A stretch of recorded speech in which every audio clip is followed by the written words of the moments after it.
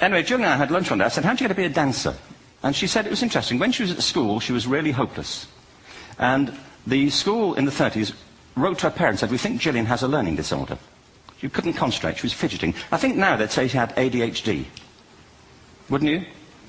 But this was the 1930s, and ADHD hadn't been invented, you know, at this point, so it wasn't an available condition. You know, people weren't aware they could have that. Anyway, she went to see this specialist. So this oak-panelled room, and she was there with her mother, and she was led and sat on this chair at the end, and she sat on her hands for 20 minutes while this man talked to her mother about all the problems Gillian was having at school. And at the end of it, because she was disturbing people, her homework was always late and so on, little kid of 8, in the end, the doctor went and sat next to Gillian and said, Gillian, I've listened to all these things that your mother's told me. I need to speak to her privately.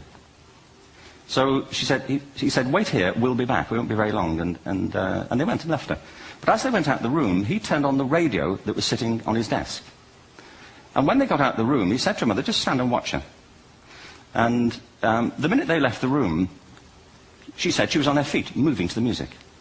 And they watched for a few minutes, and he turned to her mother, and he said, you know, Mrs. Lynn, Gillian isn't sick, she's a dancer.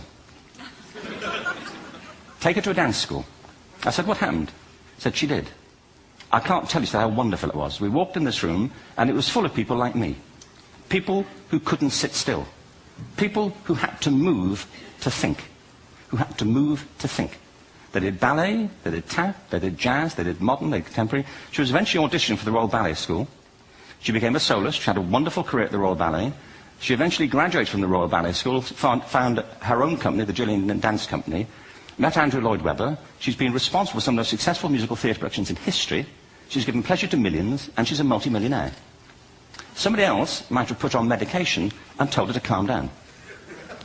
Now, I think...